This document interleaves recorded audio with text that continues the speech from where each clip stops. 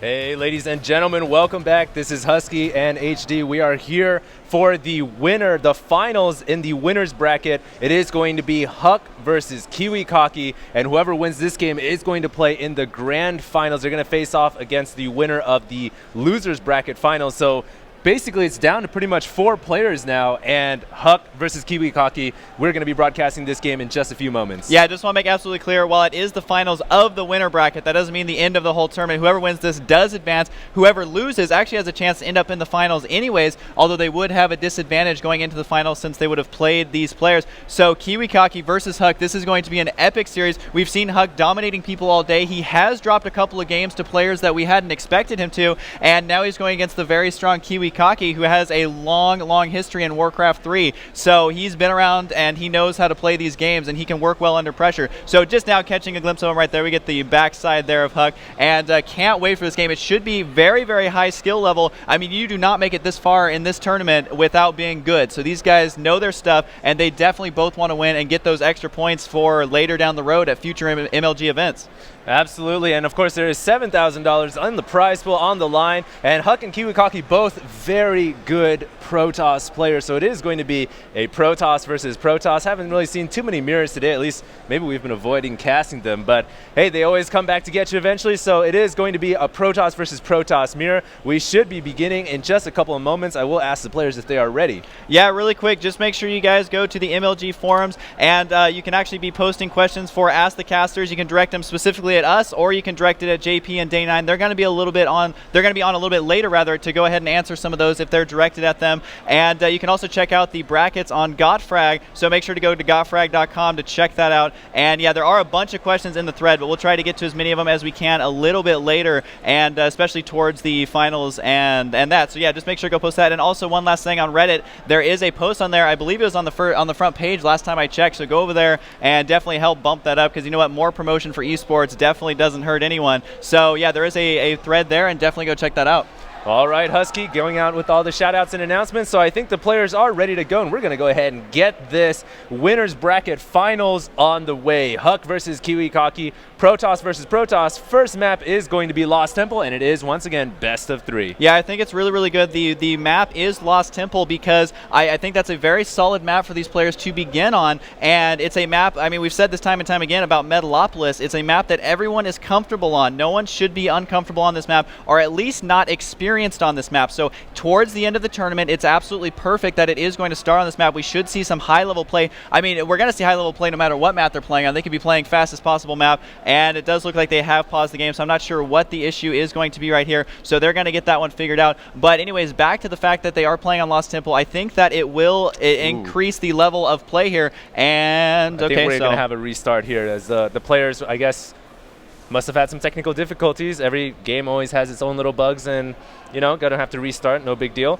Yep, so we will go ahead and remake that game right now. It will be once again on Lost Temple, and then once we get us invited and go ahead and get that underway. Now, I think that it's really important to mention that HuK came into this very confident that he was going to get to the finals, and he could definitely prove that today. As, I mean, regardless of what happens in this game, he's going to be top 4, and so as long as he can keep playing the game he knows, he should be able to beat Kiwikaki, but Kiwikaki has been playing professional games. I think he's even a professional poker player, is what my little notes here were saying, so hopefully that is correct, as there is a lot of overlap actually with poker and StarCraft, as they are both, you know, mental games. And yeah, there we go, we finally got everyone back into the game. Okay, and so yeah, there was just a small minor difficulty there, so we're going to go ahead and get it going underway right now. And so we do have both players in the game, and we're about to start in just a few moments. Interesting random fact. You guys might think this is a Protoss versus Protoss, but we surveyed some of the players that played today, asked them what is their best race, what is their preferred race, and of course Kiwikaki said Protoss, but HuK said his best race is HuK. Yeah, we do have a little thing that we had the players fill out, and he just wrote, yeah, HuK is my favorite race, and then also, let's see what it says here. This just shows you what HuK's personality is, and it says random fact, and he just says sup. All right, so the game is about to start. Lost Temple, this is going to be version 2. Hopefully no disconnects or any kind of issues here, as HuK is going to be spawning as the blue Protoss. Once again, HuK blue Protoss at the 12 o'clock position, and on the other side at the 9 o'clock is going to be Kiwikaki spawning as the red Protoss. I do want to mention that both players in game number 1, they spawned in the same position from each other. It was just on the opposite side of the map, so we aren't going to really see that much of a different game than we would have seen if that first game continued. So it's always kind of good, I think, to have players spawn in the exact same locations. Some players are more confident in certain spawn spots on certain maps because, like we've mentioned in previous games, your spawn location can really dictate the flow of the game, and you have to have a couple of build orders prepared for every matchup on every map. And so that can play actually a huge role as the players, if they don't have something prepared for that specific spawn location, it can really end up costing them. So it does look like both players are going to be scouting after the pylon, and their little friends there at the watchtower, so they're going to immediately know where each other is spawning here. And so far, I mean, the openers are identical.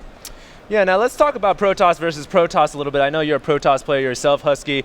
A lot of times, in my opinion, PvP boils down to who can get that 4-gate out. 4-gate, of course, very effective versus Zerg, and of course, very effective versus Protoss as well. So that's one potential opening that we might see either of these players go for. And of course, we all know HuK loves to play his one-base strategies. Expanding in PvP don't really see that very often. So I think we're going to see some kind of early pressure build. Oftentimes, Colossus early on can be very good, and Zealot Phoenix can be another possible alternative as well. Yeah, the 4-gate is a really crucial build in PvP, although at very, very high levels, you just have to know how to hold it off. You got to get your force fields right on the ramp. You got to make sure that you aren't, looking away from the ramp. It's very, very crucial. What you'll see a lot of times is one player go a 4-gate and someone goes some sort of other build, either getting Immortals out, rushing to Colossus or Phoenix, like you said, HD, and it's basically how well can you hold that off, or both players could simply tech up to those higher tier units here. So the 4-gate really, though, it puts a lot of pressure on every player in a PvP, because if you are not prepared for that, do note actually that Kiwikaki stole the gas on the top right side. Same thing actually just happened. I think HuK Reactionary did that. One thing that is really that I actually prefer to do in Protoss vs. Protoss, so maybe someone out there who's a good player actually does it as well, is you copy your opponent's build exactly until you destroy that scouting probe, and then that's when you try and trick them and change your tech. So we could see HuK doing that reactionary play right now, and there is a Cybernetics core on the way for both players. The timing on that is actually almost identical there, as both players don't want to do anything too risky. There goes the second gateway, though, for Kiwikaki much sooner than HuK's. Yeah, at first I saw HuK kind of saving up his energy for Chrono Boost. I thought he was going to start boosting out some Zealots, but it seems like now he's using it on his Nexus, or at least he was. And yeah, he's continuing to Chrono Boost his Nexus. Maybe a little bit of a lack of play there, forgetting to use that Chrono Boost early on might hurt him a little bit on that Harvester count. And it looks like, no, he's actually up by just one probe over Kiwikaki right now. And HuK is starting to pound away on that red assimilator. Keep in mind, again, Kiwikaki is the red Protoss, HuK is the blue Protoss. HuK has not started his warp gates yet, as he is chrono boosting out that Stalker to deal with that scouting probe. And in Protoss versus Protoss, you almost always want to get that first Zealot out anyways, but you can... robotics facility inside HuK's base, so he is building a robotics at the top. Yep, he is going to do that, and that means he should be getting his second gateway here fairly soon. Of course, that means that Kiwikaki's tech is going to be a little bit delayed, simply because, I mean, he's going to get out his 2 gateways right away, which is definitely more safe in the early game. You just got to make sure you don't get out-teched too hardcore, because if there's a couple Colossus, even if they have a 1 Colossus advantage on your army in the mid and late game, that can definitely make a huge difference. So HuK is going a very standard build, and he has not thrown down that second gateway yet. Usually you will see the second gateway going down right about now, as HuK was finally able to secure that gas, and there goes that second gateway. Kiwikaki looks like he is going to be playing 4-gate. He has just thrown down 2 more gateways. The assimilator does not see the 3rd and 4th gateway, just placed outside the range of HuK's assimilator. And the assimilator is going to fall to this probe and allow Kiwikaki to finally reclaim that gas. And he's going to start to open with some early pressure from these 4 gateways. His warp gate, though, is not quite done yet. He is saving those chrono boosts right now, but he's not using it on the warp gate technology. So it's going to be about another 15 to 20 seconds until it's done. But HuK, critically enough, has gone for a fast robotics facility. His game plan here is going to be Colossus. He cancels the robotics support bay, though, so he is not going to be able to get those Colossus out in time. He realizes that as the forces of Kiwikaki are starting to push forward on that ramp, but HuK has enough Zealots, I think, to hold this off. If he can micro that Stalker in the top and not lose any units, then he should be just fine. But very, very close, intense moment in the game right now for both players. Kiwikaki looking to set up that proximity pylon to warp in more units from his 4 warp gates. Like I was saying earlier, HD, it's all about how you react to the 4 4-gate, he realized, oh, there's a bunch of stalkers. I need to cancel that, get an Immortal out ASAP. That Immortal is done. It's going to come to if he can get the Immortal at the top of the ramp in time. I don't know if he can. Yes, though, he actually did push Kiwikaki out of there. So now this is a very sticky situation that Kiwikaki's found himself in, because that Immortal is going to stay in the back, and if HuK can get out either a force field or a couple more Zealots to protect it, he should be okay. And it looks like Zealots are warping in on the high ground, so 4 Zealots are just now complete. So Kiwikaki, he knows what's up. That proxy pylon was placed perfectly, so he is now pushing inside the main base and trying to focus down that one pylon powering that gateway. And that Immortal is going to have his work cut out for him. This is absolutely devastating for HuK right now. 5 Stalkers and 4 Zealots inside his main. He's desperately trying to get the second Robotics, or the second Immortal out. The second Immortal does come out of the Robotics facility, and Immortals are fairly good against the Stalkers, but he cannot allow the Zealots to start pounding on them. That's why he has pulled probes off the line to fend off the Zealots. Looks like he is going to surround this last Zealot and prevent it from retreating back, but 5 more Zealots warping in from the 4 warp gates. 4 Zealots, excuse me, and it looks like probes all falling to these Zealots as the Stalkers are trying to run away and pull the attention away from HuK's forces, and a lot of probes went down there, ladies and gentlemen. 16 Harvesters, under 28 for HuK. HuK is reeling right now. He's confused. He doesn't know what to do, and there are still 3 Stalkers for Kiwikaki inside his main. The Immortal is just slaying them, though, but the question is, has the damage been done? 4 more Zealots coming in from that proximity pylon. That was a fantastic attack there from Kiwikaki. I'm not sure why HuK had his gateways powered just by a single pylon, but now he does only have the 1 pylon. At the income tab, it was only 80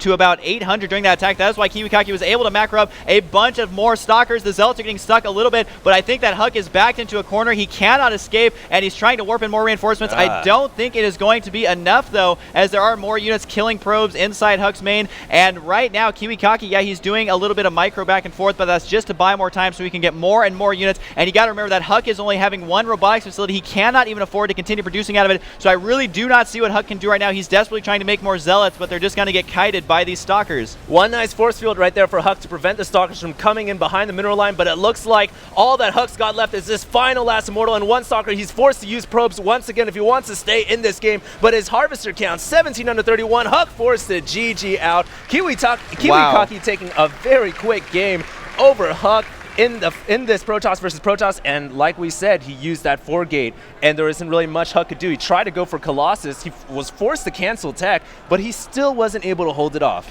Yeah, I mean, in Protoss versus Protoss, there's a very high chance for 1 player to go a 4-gate, 1 player to try and react, and it was good that HuK did indeed cancel that Immortal, but I really think that Immortal came out just like 1 or 2 seconds too late, because you need to hold it on top of the ramp when the units are trying to break in there, but they were able to get in there just fine, get vision on that cliff, and so those Zealots were able to warp in and push that back, and once he was in that defensive location, it was not a comfortable position to be in. So we are going to wait for these players to pick the next map, and we'll wait for HuK, as his opponent doesn't get to pick Kiwikaki, as he did win the last game. So we're going to wait for confirmation from HuK on exactly what map he wants to play, as that game really didn't go his way. And maybe if he had a force field or something in time, however, he didn't have the extra gas because he was going a very early robotics before his second gateway. Yeah, that is key. If you're going to play 1-base Protoss and you're not going to go 4-gate, then, and you've got to defend against 4-gate, then you need sentries to block off that ramp, especially on a map like Lost Temple. You need to prevent those forces from running up. But what Kiwikaki did, which was brilliant, was he placed a pylon outside at the choke point, but it still had the ability to warp up onto the high ground above as soon as he had vision. So he just started warping in Zealots into the main of HuK and just running those Zealots in and started to take out probes left and right. Yeah, it's really important to draw attention to that pylon, using the map to your advantage as best you can. He had the pylon far enough back that it wasn't really in range from the cliff, so the Stalkers couldn't shoot it, but it just had the very corner of that pylon so it could warp in the units perfectly. So that is why these players study these maps, so that they know exactly where to place proxy pylons like that, especially for Protoss. I mean, you have to know every crevice, every corner of every map, and it lets you win games just like that. Yeah, you know what? If Kiwikaki had waited a little bit longer, if he had hesitated in his 4-gate push and allowed HuK to get out that Colossus, that could have been a much different game, because the Colossus could have just started abusing the terrain, firing down on those Zealots. It would have made mincemeat of the Zealots quite quickly, but he just pushed out in the right time and was able to take out that win very easily. So the players have messaged me.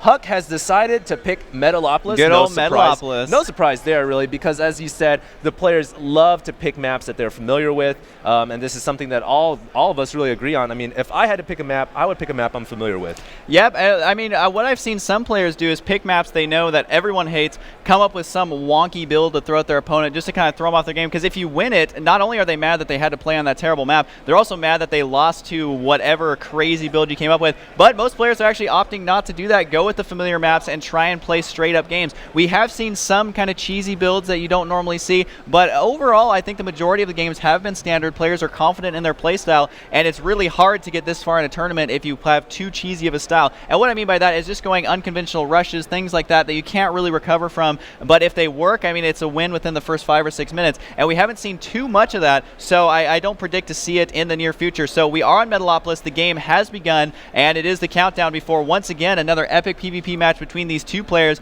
in the winners bracket finals. I just want to make it 100% clear, though, that there's still a finals. This is just of the winners bracket. They're advancing to the finals, whoever wins. That is right, and here in Raleigh, North Carolina, $8,000 or over $7,000 on the line here, and the game has just begun. Kiwikaki versus HuK, and Kiwikaki here has spawned at the 12 o'clock position here on Metalopolis. He is going to be playing as Red Protoss, and his opponent HuK, losing that first game, is going to be spawning at the 2 o'clock position on Metalopolis. So close spawns by air, somewhat distant by ground, but you know what? HuK got to be thrown off his game a little bit. He was planning to go for one base Colossus. That didn't work out so well against Kiwikaki, and this time you got to wonder, is he going to change up his game plan? I do also want to say 4-gate with that proxy pylon, even more powerful than it was on Lost Temple, because you can put the proxy pylon here, or you can put it right here when you have vision of that high ground and start warping in units. And you know what? That last game, I think HuK is going to be a little bit frustrated, simply because I was talking about this a little bit before, but he has dropped a couple of games where it's kind of like, that's not the HuK I know, not playing 100%, and so he really needs to pull it together right now. If he wants a free ticket to the finals, he just needs to focus 100% on this game and give it everything he's got. I really think that last game wasn't up to his best ability. Not to take anything away from Kiwikaki, he played that off absolutely perfect, where he got those zealots on the high ground, which is what ended up winning him the game. And so HuK is definitely going to just have to focus here and try and drive this win home and take this into the ace match, although at this point winning the first game gives you a huge advantage, because no matter what, you're going to be able to pick the last map. That is right. That's a great point to make. If you do win the first game, you have that map pick advantage. You can pick maps where you might have a special build lined up, you know, something like on Steps of War with proxy gateways or something like that. So definitely winning that first map not only gives you the map choice if it does go to a third game, but it also gives you momentum advantage, which is also important in StarCraft 2. Looks like HuK has found Kiwikaki's base, starting to kind of just zap that pylon a little bit to see what is up inside his base, and likewise, Kiwikaki has just made his way into HuK's base. Once again, let me reiterate the colors. HuK is the blue Protoss, Kiwikaki is the red Protoss, and HuK here has actually gone for a double gas. I do believe that is a second assimilator for HuK. Very getting double gas really early on, so he's looking to get a lot of SP gas, possibly going to start teching up to different alternate routes. I was watching Kiwikaki while you're saying that, HD, and I was a little bit confused because he saved up about 300 minerals, and then he got his pylon, and then he got his cybernetics core, so that definitely did seem to be delayed. I mean, you can wait to get your pylon for that long, but he was supply blocked, I would say, a little bit too longer, so, and that cybernetics core definitely seems a tad bit later than he would had planned to get, although the timing of it is still good. It is faster than HuK, simply because, like you said, that double gas is extremely early for HuK, so possibly going to be a sentries to hold the ramp and then start taking a tech path from there, because this map you're pretty safe against everything except for void rays if you can block off that ramp. And I mean, it just takes one sentry to block off the ramp with a couple of force fields and you will be absolutely fine. So Kiwikaki playing a little bit more standard, HuK trying to do sort of a greedy build, I would say, so he can get his tech out as quickly as possible. Absolutely, Husky. Looks like HuK is indeed teching up that gas. He's only got one probe on the assimilator.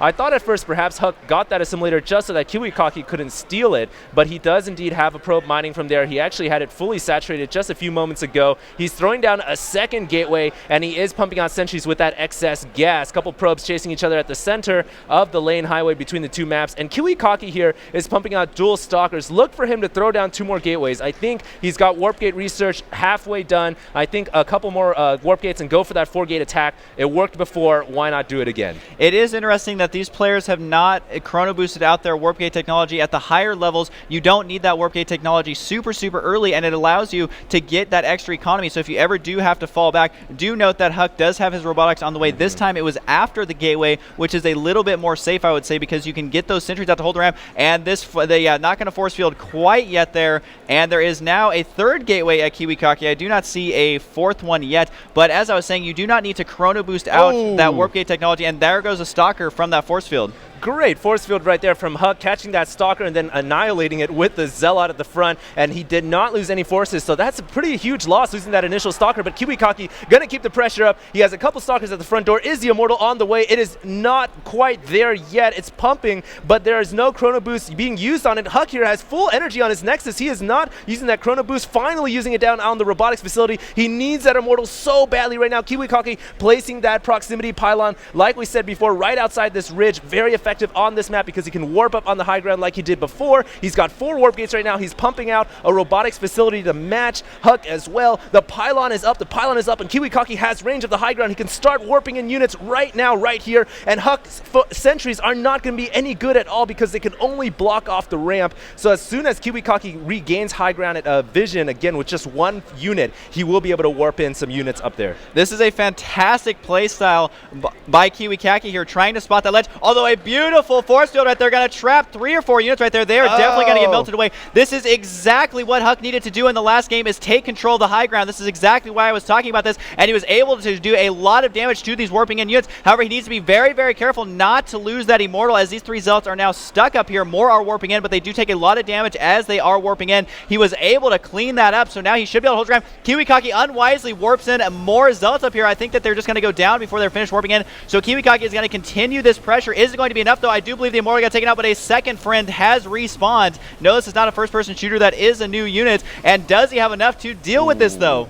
Wow, HuK there using all of his Nexus energy on his warp gates. He knows he's in desperation mode right there. Kiwikaki playing brilliantly, warping in units to attack and flank the Protoss forces from that proxy pylon up here on the high ground and on the ledge below. Kiwikaki is now inside HuK's base, starting to pound away on the pylons. All HuK has is an Immortal, a Stalker, and a couple of Zealots. This is a very familiar sight like we saw last game with Kiwikaki in a dominant position. He has forces right here. He can reinforce immediately thanks to his proxy pylons. Stalkers here engaging the Zealots. HuK here needs a miracle. He needs to stay in this game. If he can push those forces back, he locks in the enemies inside of his base with that force field, and I think this might be his saving grace. He is going to crush Kiwikaki's Stalkers and regain control of his base. That was absolutely played perfect. HuK has got to be feeling so confident right now, but he can't get too far ahead of himself just because his opponent did go a 4-gate. Do note that HuK actually has a hidden pylon over here, so there could be some nasty shenanigans happening in Kiwikaki's base, and so HuK, again, though, has to keep his cool, has to keep his composure, because just because he got a 4-gate, that doesn't, well, it's more of a 3-gate. Well, no, there's the 4th gate. I thought there was a 4th gate there, but if you just cut attacking units for a while, you can get your economy back on track very, very quickly. Although if HuK moves out, he'll actually be able to kill both of these pylons, which will actually supply block Kiwikaki, so Kiwikaki's going to have to prepare for that and start throwing down units right now. If we just take a look at the army tab, HuK is pretty comfortable, though, with 64 supply against Kiwikaki's 46, and Kiwi is currently supply blocked. HuK here is starting to morph in reinforcements down at that proximity pylon right outside of Kiwikaki's base, really abusing those steam vents where Kiwikaki is not aware of, but he is going to be building a pylon with his probe. Great by Kiwikaki, even though that was more of an accident than anything. He is going to see all this. He's going to start warping in Zealots. He is chrono boosting out of Colossus, and he's getting that range upgrade, but is it going to be enough? The Zealots getting stuck by HuK's forces, forcing Kiwikaki to pull his probes off the mineral line to deal with the sentries. The Zealots are still pounding away, and the Colossus comes out for Kiwikaki. This is going to be enough for him to hold, but is he going to lose too many harvesters? A lot of them going down. Kiwikaki's not running them away. He's just allowing the Zealots to pound on them, and more forces reinforcing from HuK's proximity pylon, and he is starting to push forward with all his army. He's coming up the ramp. Kiwikaki's Colossus is in the red. It only has 3 HP. It's been fighting for survival inside the main for this entire time, and Kiwikaki here is in a lot of trouble. Reversal of roles, the turn of the tables. Is Kiwikaki going to be able to stay alive?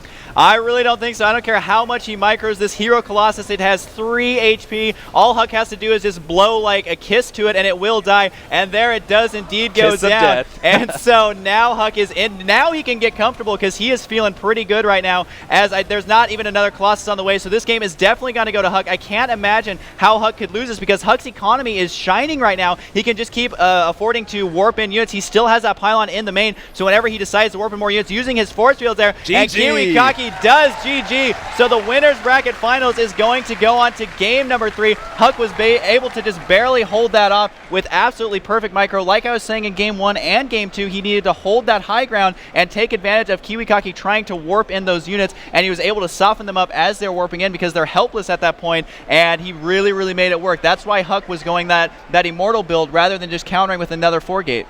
Intense gameplay right there, and you know what? I really think that came down to Kiwikaki deciding to go for Colossus tech, and during that window of opportunity, HuK realized that he had that window, the window where the enemy player techs up, tries to get a higher tech unit out. He has an opportunity to attack, and he exploited that very well. Yep, and HuK was able to hold his own with his own tech advantage that he had for most of the game, pushed out right when those units got scouted. That was brilliant. He was able to warp in a couple of cycles worth of units at that proxy pylon. You gotta always check that vent. You usually want to throw down a pylon in there just to make sure that doesn't happen, but that was great game sense there by HuK to put that in there. Although at that point in the game, I think he had already pretty much had the game. It probably would have just been drug out a little bit longer, but then he was able to get those units inside. Not a lot you can do, and interestingly enough, it does look like Kiwikaki has chosen Naga Caverns. All right, so the next map is going to be Naga Caverns for both these players. Of course, since it's a mirror matchup, no specific racial advantage, and I don't think there's going to be any kind of a cheesy play for any of these players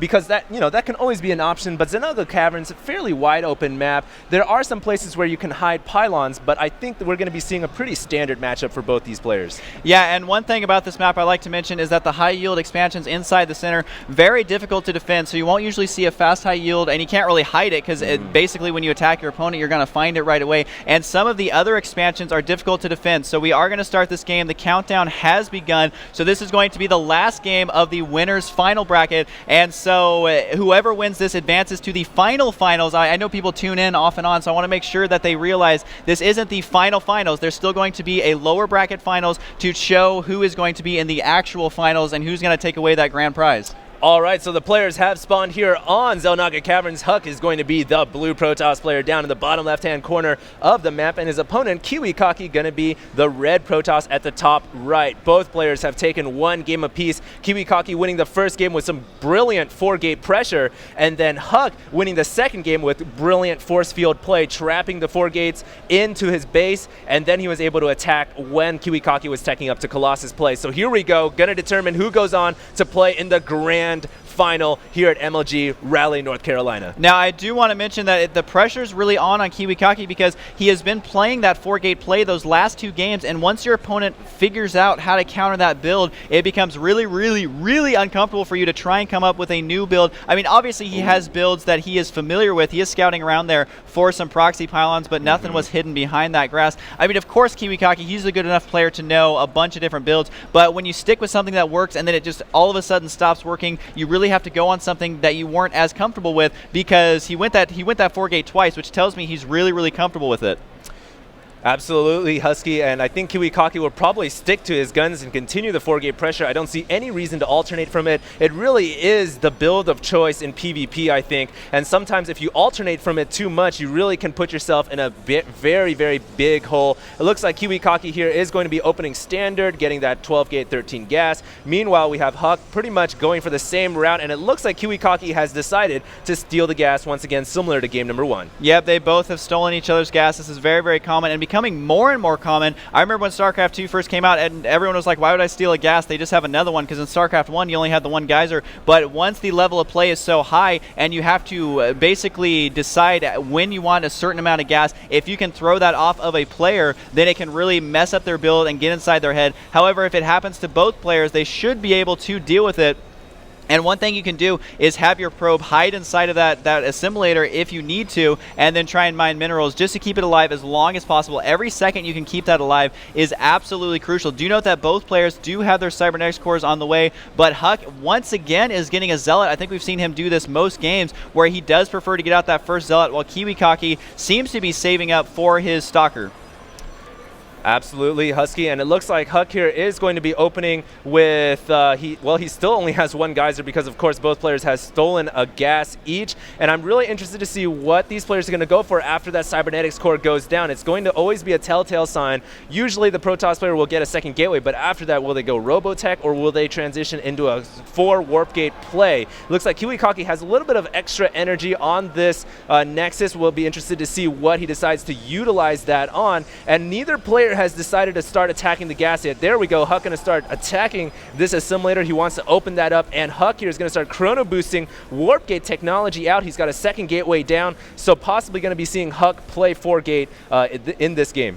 It is pretty interesting to see Kiwikaki go for that first stalker because it's going to take so long to kill that building. Not only are Zealots, in their own right, pretty good at killing down those assimilators, but then you also have to wait for that stalker to finish. So look for HuK to have a little bit of an early gas advantage, which in Protoss versus Protoss, that could mean an earlier Void Ray, it could mean an earlier Phoenix, or an earlier Robotics. And if you can time your attack just right where you have that 1 unit advantage, it can play a huge role here. So I would not be surprised to see Kiwikaki throw down more gateways, which I think he read my mind because that is exactly what he's doing. Right now that entire building complex is powered by 1 pylon. There he goes, just getting a second one right there. And so is HuK going? Nope, HuK actually has 3 gateways right now, and so we are not going to see the exact same build that we've seen from him so far, but Kiwikaki's just kind of, sticking to his guns, going with the 4 gate. All right, so HuK here on 3 gateways currently he is going to throw up that 4th gateway, and what we're about to see, ladies and gentlemen, is just going to be good old Protoss 4 gate versus good old Protoss 4 gate. The warp gate technology is almost done for both players, and their harvester count is dead even at 27 apiece, so this is going to absolutely come down to micro. Whatever player can micro their stalkers, whatever player can micro their zealots, and maybe even use their probes if it comes down to it. Of course, both players now want to start accumulating that Nexus energy because they want to use it on their warp gates. If you chrono boost a warp gate, it does lower the cooldown significantly to warp in more units, and HuK here is playing defensively. Looks like Kiwikaki, on the other hand, is playing offensively, but he really doesn't have enough forces to run up this ramp right now. Yeah, there's no way he's going to break up there. He is doing that proxy pylon down towards the entrance of HuK space, so he's going to try and put pressure on. He's not going to be too happy, though, once he sees exactly what HuK has. Do note HuK is keeping his army towards the back so he can try and bait this army up there, then force field them in, and then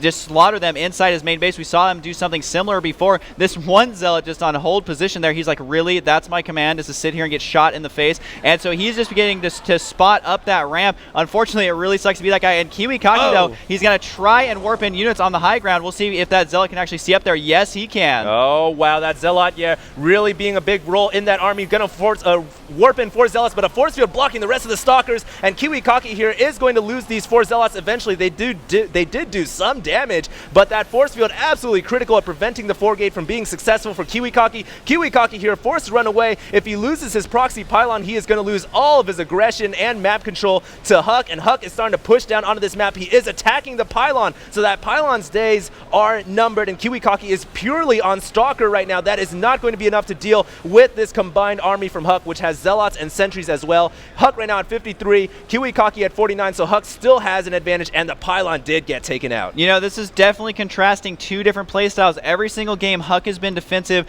Every single game, Kiwikaki has been very, very aggressive. Unfortunately, Kiwikaki has a lot of units that are going to be marching out of here once HuK is comfortable enough to do that. Now, HuK did kill 1 pylon. Just taking a look at the units lost tab, he is several hundred minerals ahead in that regard. He's going to actually intercept these units, and the angle is not the best here from Kiwikaki. He is losing several Stalkers. However, he was focus firing there fairly well, although unwisely, once again, warping in units on top of HuK's army, which makes them take additional damage while they're trying to warp in. Going to trap 2 more Stalkers here, and he slaughtered 1 of them. The other one just got very, very low there on HP. So if we do look at the army size, still going to be favoring HuK, and not to drag you all over the place, but if you look at the units lost tab again, HuK has really driven this advantage now, as he is almost 1,000 minerals ahead, which this early in a game is bad news for Kiwikaki. So he's going to try and win with micro by getting a ton of Stalkers and just a couple of Zealots, although he has no sentries in that army for that Guardian Shield.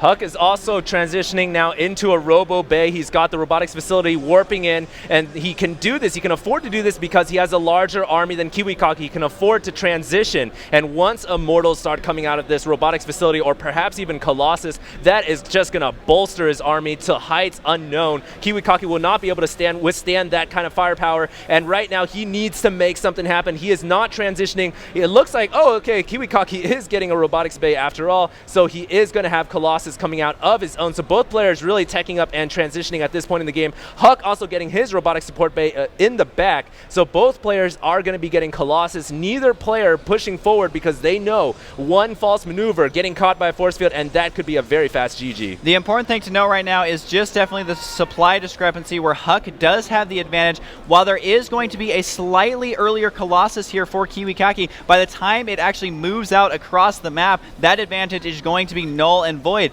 And so that bodes well for HuK because he has the army advantage, and if he plays defensive, he's going to have even a much larger advantage at that point. And so it hasn't quite finished yet for HuK. He should be getting it out here pretty soon. He does have enough gas to start working on the Thermal Lance upgrade as well as getting that Colossus out very, very quickly. And I think that Kiwikaki actually started his Thermal Lance upgrade before the Colossus. Actually, it's an observer going to be popping out right now, and Kiwikaki isn't going to be too pleased by the time it finally gets out there, although HuK looks like he's going to move out before it even gets there. HuK here starting to push down that ramp to look to push Kiwikaki away. He doesn't want to allow Kiwikaki to continue to hold this territorial control outside his base. The Zealots careening forward to push Kiwikaki all the way back. The proximity pylon here going to get taken out as well, and Kiwikaki is not going to be able to withstand all these Zealots and Stalkers. He can continue to micro though, and that's great play from Kiwikaki, but notice how HuK pulled his Zealots back so they would not be continually sniped as they chased Kiwikaki back. And right now Kiwikaki needs a Colossus desperately. Thankfully for him, he has the extended Thermal Lance. He's been researching that much faster than HuK, and that is going to make a huge difference when the Colossus collide, because Kiwikaki is going to have an additional double time the range, and that is going to be so much more helpful when the armies engage. All right, HuK does decide to back out. That Colossus was really Kiwikaki's saving grace. I know that HuK didn't see it, but if he tried to move in there, the splash damage would have been fairly strong. Kiwikaki is actually doing another proximity pylon. Unfortunately, that is going to be spotted by HuK, I believe. Yes, so that is going to get forced a cancel on there, and it's really, really important to note that while this game, I mean, it's definitely in HuK's favor, but another thing to keep in mind is that Kiwikaki has lost several pylons. His proxy pylons were right out in the open, and HuK was able to take those out. So not only does that make you lose more minerals, it makes you get supply blocked, and now that HuK does have his first Colossus out, that is going to give him the confidence to at least secure this watchtower, and he is now chrono boosting his own Thermal Lance. So the only thing Kiwikaki is going to have is a one Colossus advantage here, but is it going to be enough in this battle? All right, so Kiwikaki engaging in a very bad position. He's actually, half his army is chasing these Stalkers away, which is allowing the majority of his army right here to be attacked by HuK, but he is going to pull back. His Zealots and Stalkers are going to get flanked, though. This is a very poor positioning by Kiwikaki. He realizes this. He's going to fall back and engage these Stalkers. Multiple battlefronts in all positions here for both these players. It looks like Kiwikaki, though, is going to be able to navigate his army back to the center, and it looks like in terms of supply, 84 for Kiwikaki, HuK at 86, so no clear advantage at this moment in the game. Notice how both these players expanded when they were pushing out, when they were being aggressive, the hallmark of any good player, and of course because their mains are starting to run a little bit dry, about 15 minutes into this game now on one base apiece. Yeah, the timing of that expansion was a little bit sooner for HuK, but Protoss versus Protoss is all about positioning once it starts getting into the mid and late game. How can you position your Colossus to do as much damage as possible while positioning your Zealots to take as little damage as possible from the Colossus? Because as soon as that wall of Zealots gets evaporated by those Colossus, sorry Zealots, I do love you, but that's basically your job, and they basically, it's all about positioning. That's what we saw right there. Kiwikaki had a slightly better position there, plus he had the additional Colossus arrive just in time, and he was able to micro that Colossus long enough to keep it alive. So that is why Kiwikaki is still in this game, and HuK has not been playing too greedy this entire game. He's basically just playing it safe. He's confident in his mechanics, and he expanded instead of warping in as many units as possible. So now once again he is in a defensive position, which is going to give him a huge arc at his expansion. All right, Kiwikaki here is starting to be aggressive. He's moving in with his 3 Colossus. All these Colossus do have range as well as HuK's, and it is going to be War of the Worlds here, ladies and gentlemen. Who can come out ahead? Looks like HuK is going to push forward. This could be a bad position. All his forces getting caught out in the open. Those Zealots are just getting decimated by those Colossi, and a lot of them in the red. Their shields are all depleted for sure, and Kiwikaki here is playing brilliantly, just luring out all these Zealots. I'm not sure if HuK has the advantage here. It's going to be a very close battle. None of the sentries Kiwikaki's even using their force fields or anything, just some Guardian Shields to help out. It looks like Kiwikaki has the Colossus advantage, but no, he's going to have to engage these 4 in the south, and I think that somehow, someway, perhaps HuK is going to be able to hold on to this. Kiwikaki still being aggressive. None of the players really committing any more past this little hole, this cavern, and it looks like both players are just going to fall back for now. Talk about an edge-of-your-seat battle there. Everyone at MLG is sitting on the floor. I don't know how you stay on the edge of the floor, but regardless, that was a pretty epic battle, and it does look like HuK is trying. Apparently, there was a pylon up here at that natural. I don't think there was too much damage dealt there because both players still able to macro up evenly, although the income tab is definitely showing that HuK was able to saturate his expansion much more quickly, and he apparently has less harvesters, but still has a higher income there. So, that's because there's about 1 million idle probes sitting in Kiwikaki's base. That explains it. And that battle, though, was really, really close. Both players at the end were like, man, I don't know which way is this going to go. So they both decided to back up. I don't know if we've seen a single Colossus die simply because of the good micro. HuK now, though, does have 5 Colossus, while his opponent, Kiwikaki, only has 4. All right, we do see a slight divergence here as HuK has decided to go for a fast forge and get +1 weapons, whereas Kiwikaki has decided to get an additional, Kiwikaki now getting a forge of his own, and he did get an additional robotics facility as well.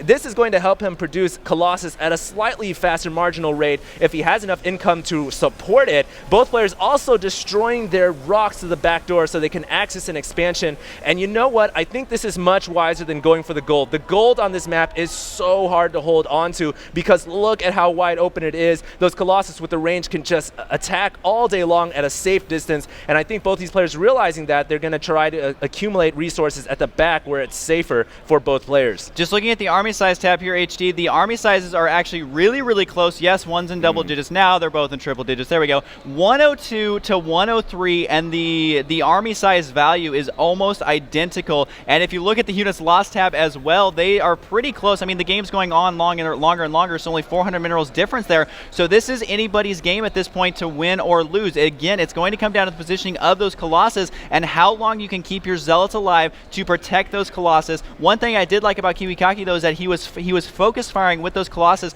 very, very well. Now, both players are working on their 1 attack upgrade. Another thing about Protoss versus Protoss is who can get out that first upgrade. There have been many, many games lost and won because, again, it's all about those Colossus. Once they get that 1 attack upgrade, that is more splash damage and it kills the army much more quickly. However, both players are getting that early upgrade, so unless Kiwikaki utilizes his advantage with that early upgrade, it's going to be pretty even.